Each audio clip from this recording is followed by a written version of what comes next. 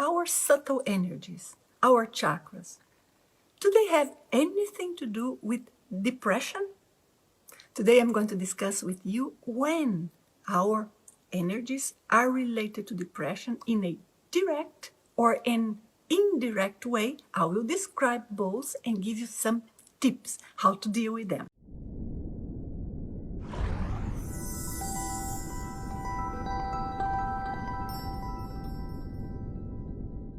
This topic is super important because it relates a lot with us in our everyday life. Many people do not know how to recognize when they are in some state of depression, whilst others confused, being sad, being tired, being stressed, or being lazy in one specific morning with depression. So let's cover this here in a very succinct way. I would like to discuss with you first when our subtle energies have an indirect effect over our state of depression. Of course, depression, as you may well know, is specifically a condition in which we have a hormonal imbalance, especially in relation to our serotonin, which is the hormone that gives us strength to get up in the morning and make us feel happy and motivated and want to move on and build things. But different situations can produce this hormonal imbalance. When we refer to the case that energy has an indirect effect, it's because the hormonal imbalance was not produced by energy. But at the end of the process, energy has a big effect also, or a big impact, and I'm going to share this with you. In this specific case of the indirect influence of the energy, I would like to bring to you that the hormonal imbalance can be generated by different causes. I think it's important to bring awareness about this condition. For some people, it's more innate to their physiology, can even be genetic, can be the case of several in their family having the same situation. And they would face a big predisposition for this hormonal imbalance that brings depression. I think this is a more important case to be discussed because it would be around the person basically whole life while the person is with this body. Of course, there are things we can do, and that's why we are here. Working with energies can help, doing physical exercises can help. Sometimes we need some medication depending on the degree, but there will be some mild ones that can help. So we have to see what's the limit of this. And most importantly, we need to learn what triggers, because when it's more physiological, it's not so easy to see what's triggering it. But someone with experience can help you recognize that. On the other hand, sometimes the condition of depression may be triggered by an emotion. For example, you lost somebody you loved very much, maybe a family member, or you lost a job or an activity that for you was important, or you lost a capacity, a physical capacity, or any other situation that will affect you emotionally. So you are feeling a bad, negative, undesired emotion because that impacts you. But the impact and the emotion will cause a certain type of stress in your body. And that stress will produce later on the hormonal imbalance. So emotion is not depression, but the emotion may produce a depression. This state will affect our energy, of course, because our energy is present and connected with our physical body the whole time, especially because it is linking our physical body with our astral body, our non-physical body. So it plays a big, big role. If we have then our energy field more open because we are depressed, we will be more open also to intrusion.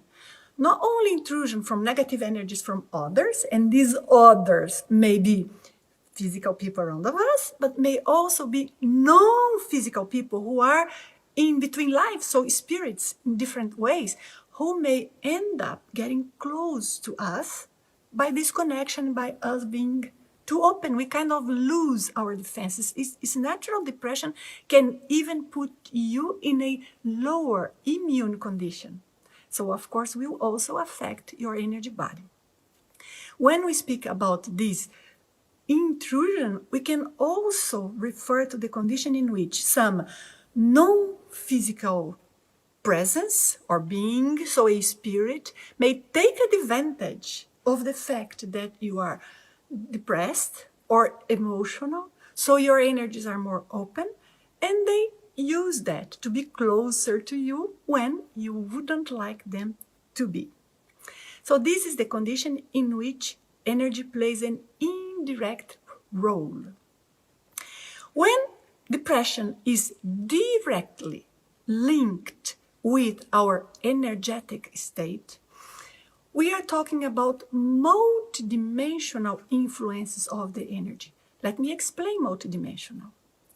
It can be, for example, an energy of someone who lives with you, so more here in this physical dimension of ours, that keeps penetrating or causing pressure on us the whole time. Or it can be an energy that is in your energetic field or in the energetic interface that connects the physical and the non-physical body, the subtle body, astral body.